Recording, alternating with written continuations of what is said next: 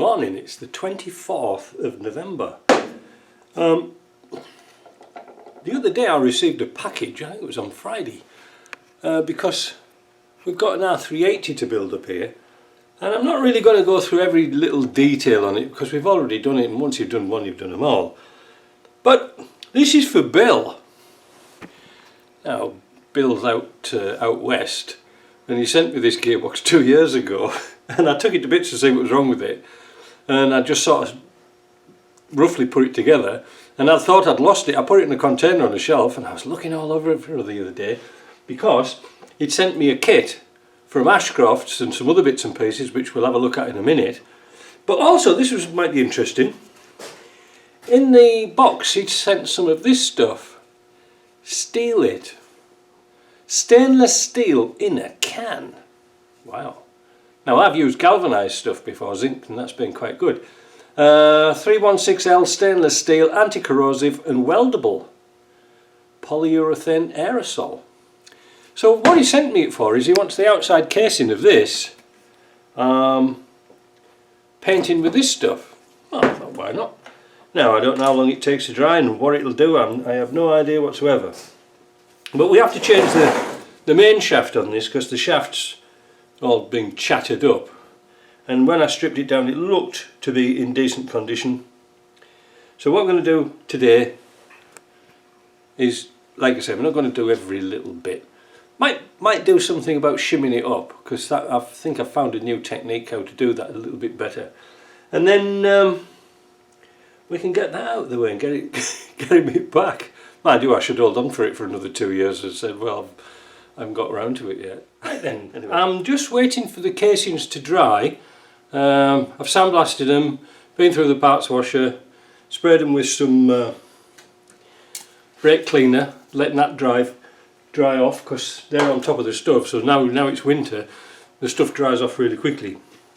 I thought we'd have a look in the boxes of bits that came. We've got here a main shaft that's actually a genuine one. So it'd be nice to have a look at it, wouldn't it? Because it's very rare we see genuine ones. It looks like it's old stock from somewhere. But I don't know if it came through.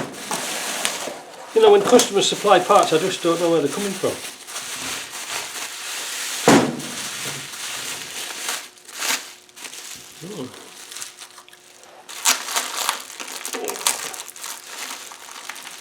That's good.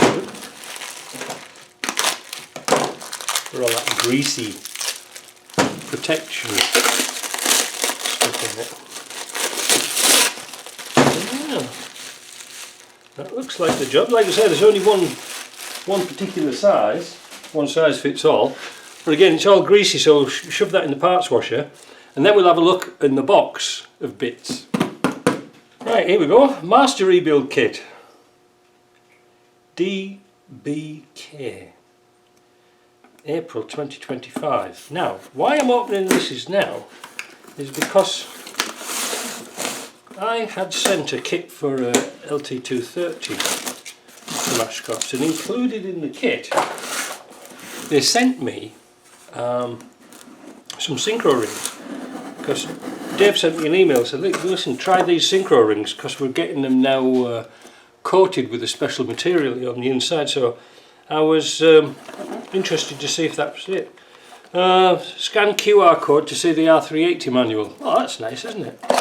What's that? Oh, that's just a packet of needle rollers. We've got a filter and a collar. Now the synchro rings don't look like they're coated, so this might be an earlier kit.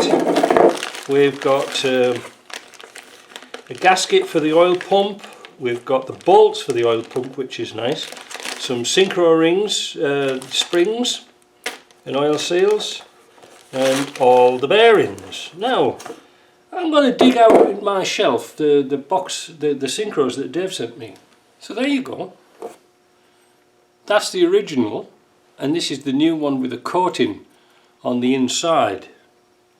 But these have got, I don't know if you can see very carefully, this is all coating in here, whereas in here it's got little ribs and ridges and things.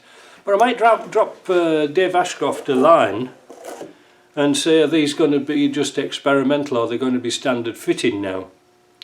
Because I could put them into this box for Bill and he just replaces me that with 2 coated ones. Because as you know, first and second in these R380s is a bit of a pain. Yeah, so that gives us food to thought, doesn't it, for all. But I'm going to spend, so that's nothing spectacular, and also shim kit. Don't leave home without it, because you can sort of guarantee, almost guarantee, that the original shims aren't quite the same. Sometimes they are, sometimes they aren't. And I always ask people to get me a shim kit, for the simple reason the ones we use quite often, well, what I use quite often, are the very thin ones, just to take up that little bit of slack. And yeah, we don't seem to have that. We get through a lot of those, but you can't buy them individually. Ashcrofts do make like the shim kit that Ashcrofts make is an assortment of all different thicknesses, so you can add and subtract little bits and pieces to get it absolutely spot on. But from Land Rover, all you're going to get is a solid shim, and that can be kind of expensive when you're wanting just one particular shim, because you might be 1/1000 of an inch or whatever it is, I don't know, metric millimeters or something, if you want the next size up, so then you've got to get another one. Problem, innit? So what we'll do now, we'll just start to assemble what we can and think about something, because I've got something on the back of my mind that I'd like to address.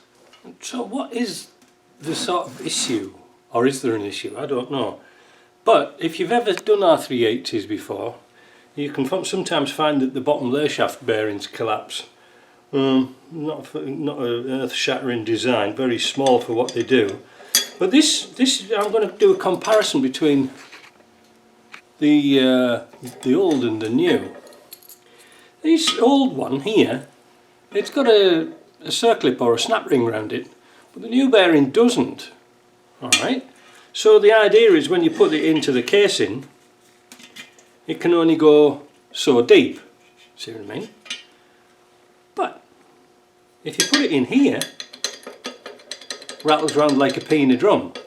That's with the clip on. But if you put the bearing in the new bearing, it's all over the place, isn't it? So I went to see JP about this because we couldn't work it out, because we had one casing that was all chewed up in here. The bearing had collapsed. This had gone oval, but for some strange reason we managed to pick up off the edge of the round bit, and JP made a top hat bush. Apparently that's how Ashcrofts fix them as well. They put a top hat bush in, press it in Loctite, and it salvages it again. But I just don't like that idea there, because it's only held in by the slightest bit of let me see, let's have a zoom in and see. Let's turn it this way. So you can see that's the bearing. I'll put it right way around. So that bearing's only going to go that distance in. It's only going to be located on that piece here. See what I mean?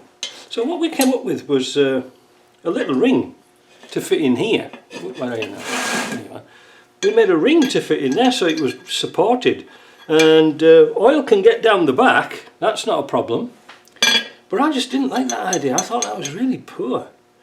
And of course there's no provision here to put a snap ring on, so we'd like to improve that. But just to show you how it rattles around, I don't want to get these bearings mixed up and dirty and things like that, so I'm going to put those back in the box. The top bearing, that's got the groove on for in here, and that is a nice snug fit in there. So I'm going to take the ring off here and fit it onto there. I don't know why it doesn't come with it. I mean, you pay enough for bloody bearings, you would have thought they come with a stupid ring, wouldn't you? Right, so that's them. But what I'm going to do just in now, I'm going to put this bearing in here like that. Well, is that going to work? There. We'll put the cover on and you can hear it moving. Right. If I put my hand in there, you can hear that bearing chattering around. Hear it?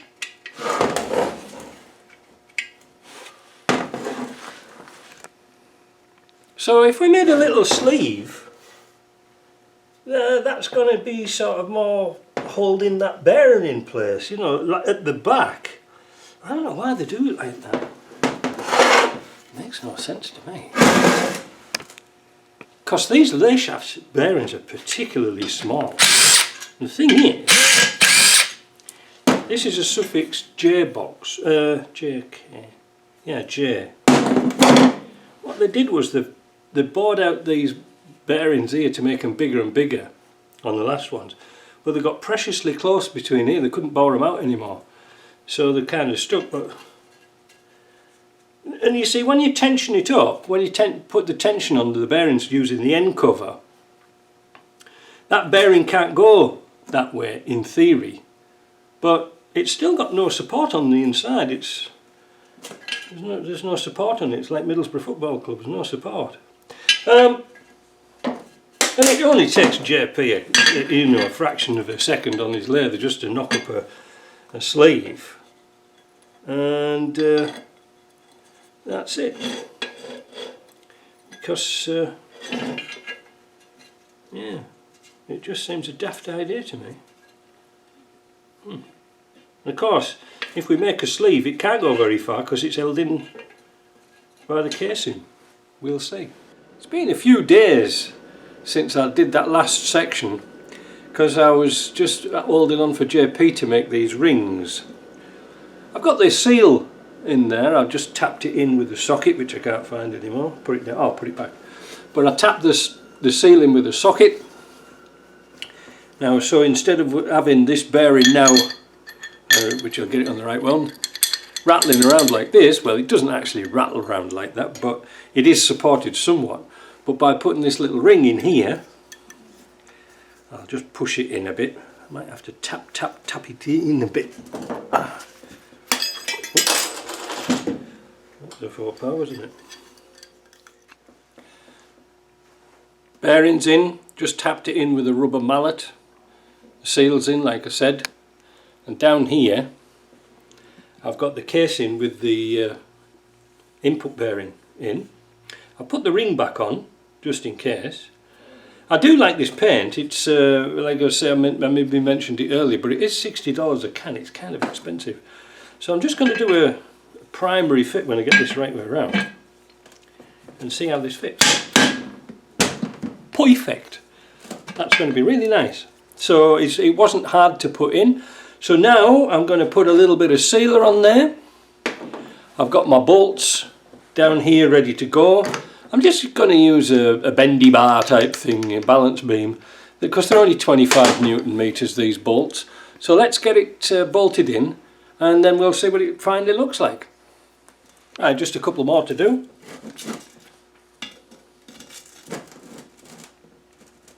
There we go, 2 more.